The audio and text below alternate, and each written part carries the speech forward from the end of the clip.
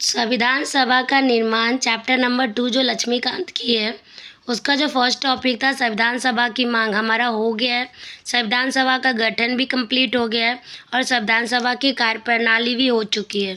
अभी आज के वीडियो में हम लोग को स्वतंत्रता अधिनियम द्वारा परिवर्तन इसके बारे में देखते हैं कि जब देश हमारा स्वतंत्र हुआ तो क्या क्या परिवर्तन हुई है।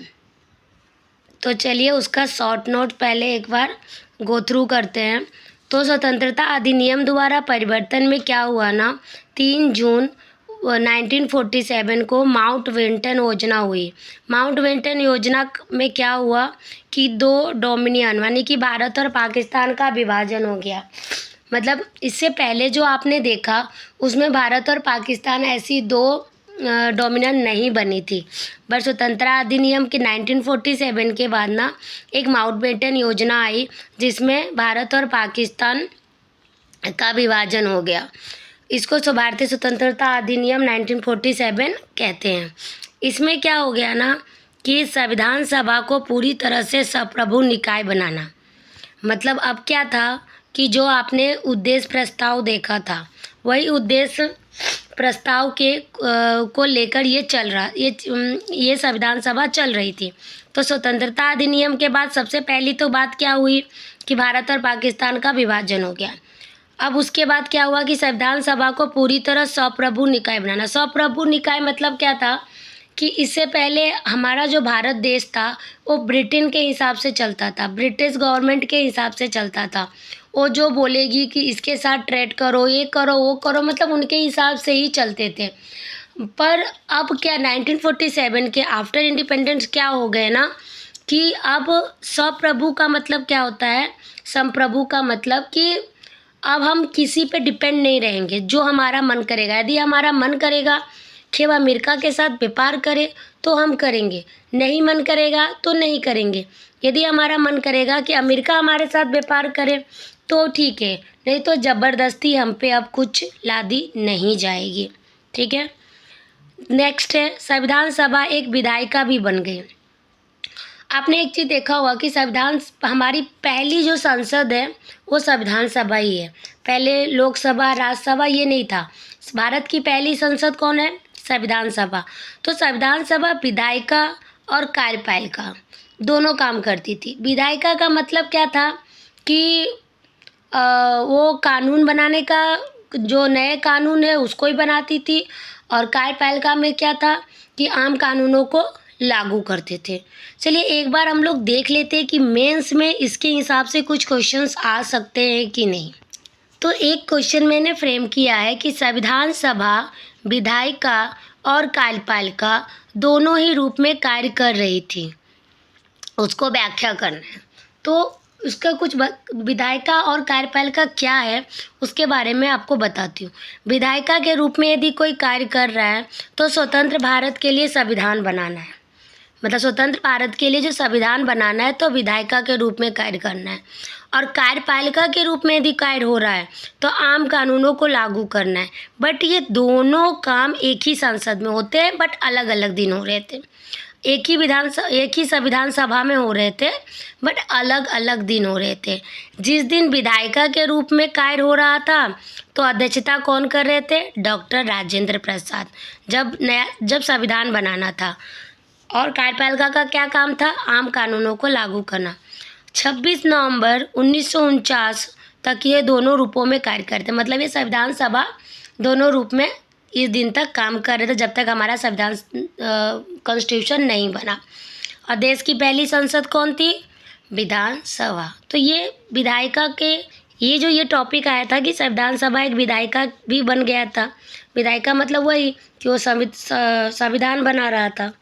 नेक्स्ट है मुस्लिम लीग के सदस्य भारतीय संविधान सभा से अलग हो गए। हाँ, क्योंकि भारत और पाकिस्तान अलग हो गया तो मुस्लिम लोग के सदस्य अलग हो गए। सदस्यों की संख्या जब ये अलग हो गए तो सदस्यों की संख्या घट गई, 289 से 299 हो गई। सबसे पहले आपने देखा होगा जब गठन हुआ था तो 289 था, अब स्वतंत्रता अधिनियम में परिवर्तन में 299 हो गया। ओके, चलिए अभी कुछ इम्पॉर्टेंट थिंग जो स्वतंत्रता अधिनियम में हुआ परिवर्तन। 22 जुलाई 22 जुलाई 1947 को हमारे राष्ट्रीय ध्वज को अपनाया गया। 24 जनवरी 1950 को राष्ट्रीय गान और राष्ट्रीय गीत और डॉक्टर राजेंद्र प्रसाद को पहले राष्ट्रपति चुनना, ये सारे काम एक ही दिन हुए हैं, 24 जनवरी 1950 को। सिर्फ राष्ट्रीय ध्वज को कब अपनाया गया? 22 जुलाई 1947 को, जब हमारा देश आज़ाद हुआ। जब हमारा देश आज़ाद हुआ उसी दिन राष्ट्रीय ध्वज को अपना लिया गया। बट राष्ट्रीय गान को कब? जब ये परिवर्तन हुए तो राष्ट्रीय ध्वज को अपनाया गया, पर राष्ट्रीय गान, राष्ट्रीय गीत और डॉक्टर राजेंद्र प्रसाद को राष्ट्रपति चुनना, ये सब 24 जनवरी 1950 को हुआ है। तो चलिए हम इसे शॉर्ट नोट तो देख ही लिए हैं, एक बार लक्ष्मीकांत जी का बुक भी पढ़ लेते हैं। तो एम लक्ष्मीकांत के बुक का देखिए पैराग्राफ है, स्वतंत्रता अधिनियम द्वारा परिवर्तन। संविधान सभा से खुद को अलग रखने वाली देशी रियासतों के प्रतिनिधि धीरे धीरे शामिल होने लगे। ठीक है। 28 अप्रैल 1947 को 6 राज्यों के प्रतिनिधि सभा के सदस्य बन चुके थे। 3 जून 1947 को भारत के बंटवारे के लिए पेश की गई माउंटबेटन योजना को स्वीकार करने के बाद अन्य देशी रियासतों के ज़्यादातर प्रतिनिधि सभा में अपने सीटें ग्रहण कर ली। भारतीय हिस्से की मुस्लिम लीग सदस्य सभा में शामिल हो गए। भारतीय स्वतंत्रता अधिनियम 1947 ने सभा की स्थिति के निम्न 3 परिवर्तन। हाँ, तो अब इसमें क्या था कि स्वतंत्रता अधिनियम के बाद स्वतंत्रता अधिनियम के बाद क्या हुआ कि देशी रियासतें जो कि संविधान सभा में शामिल नहीं हुए थे, वो संविधान सभा में शामिल हो गए, और जो मुस्लिम लीग के सदस्य थे जो पाकिस्तान में शामिल नहीं हुए, वो भी संविधान सभा में शामिल हो गए। अब विशेषताएं देख लेते हैं कि सभा को पूरी तरह संप्रभु निकाय बनाया गया, जो स्वेच्छा से कोई भी संविधान बना सकती है। और इसमें कैसा था कि संप्रभु इसलिए बनाया गया कि ब्रिटिश गवर्नमेंट ने भी कुछ संविधान में रूल रेगुलेशन बनाए थे, तो ऐसा बनाया गया कि यदि संविधान में हमें उनकी अधिनियम को ऐड करना है तो भी हम कर सकते हैं, नहीं करना है तो भी हम नहीं कर सकते हैं, हम पे किसी का प्रतिबंध नहीं रहेगा। ठीक है। संविधान सभा एक विधायिका भी बन गई, क्योंकि वो विधायिका का मतलब है कि वो भारत का संविधान बना रही थी, तो जो भारत का संविधान बना रहे थे उन्हें विधायिका भी कहा जाता है। दूसरे शब्दों में कहा जाए तो सभा को 2 अलग अलग काम सौंपे गए। इनमें से एक था स्वतंत्र भारत के लिए संविधान बनाना, जो कि विधायिका का काम था। दूसरा था देश के लिए आम कानून बनाना, जो कि कार्यपालिका का काम था। इन दोनों कार्यों को अलग अलग दिन रखा गया, बट ये दोनों काम अलग अलग दिन ही होते थे। इस प्रकार संविधान सभा स्वतंत्र भारत की पहली संसद बन गई। जब भी सभा की बैठक संविधान के रूप में होती थी, इसकी अध्यक्षता डॉक्टर राजेंद्र प्रसाद करते, और जब बैठक बतौर विधायिका होती, इसकी अध्यक्षता जीबी मालवणकर करते। ये तो मैंने आपको बता दिया था। संविधान सभा 26 नवंबर 1949 तक इन दोनों रूपों में कार्य करती रही। इस समय तक संविधान का निर्माण कार्य पूरा हो चुका था। ठीक है। नेक्स्ट देखते हैं क्या है। मुस्लिम लीग के सदस्य भारतीय संविधान से अलग हो गए। इसकी वजह से सन 1946 में माउंटबेटन योजना के तहत तय की गई सदस्यों की कुल संख्या 389 सीटों की बजाय 299 तक रह गया, क्योंकि पाकिस्तान और भारत बन गए।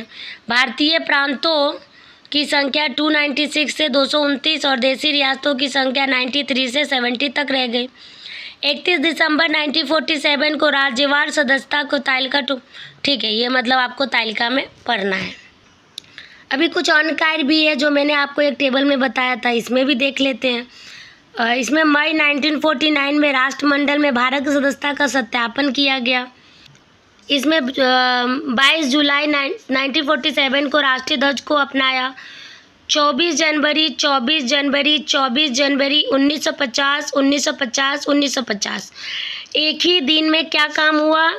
राष्ट्रीय गान को अपनाया गया, राष्ट्रीय गीत को अपनाया गया और डॉक्टर राजेंद्र प्रसाद को राष्ट्रपति के रूप में चुना गया। अभी कितना दिन लगा है संविधान बनने में, वो देखिए। 2 साल 11 माह 18 दिनों में संविधान सभा की कुल बैठकें हुई। संविधान निर्माताओं ने लगभग 60 देशों के संविधान का अवलोकन किया और इसके प्रारूप पर 114 दिनों तक विचार हुआ। संविधान के निर्माण पर कुल खर्चा 64 लाख रुपए का हुआ है। ओके। 24 जनवरी 1950 को संविधान सभा की अंतिम बैठक हुई। पहली बैठक कब हुई थी? पहली बैठक गठन में हमने पढ़ा था 9 दिसंबर 1946 को। अंतिम बैठक कब हुई है? 24 जनवरी 1950 को संविधान सभा की अंतिम बैठक हुई है। इसके बाद सभा 26 जनवरी 1950 से 1951-52 में हुए आम चुनावों के बाद बनने वाली नई संसद के निर्माण तक भारत की अंतरिम संसद के रूप में कार्य किया। ठीक है, तो ये था आपका आफ्टर परिवर्तन, मतलब इंडिपेंडेंट, स्वतंत्रता के बाद कैसे संसद मतलब संविधान कैसे बन रही थी। ठीक है।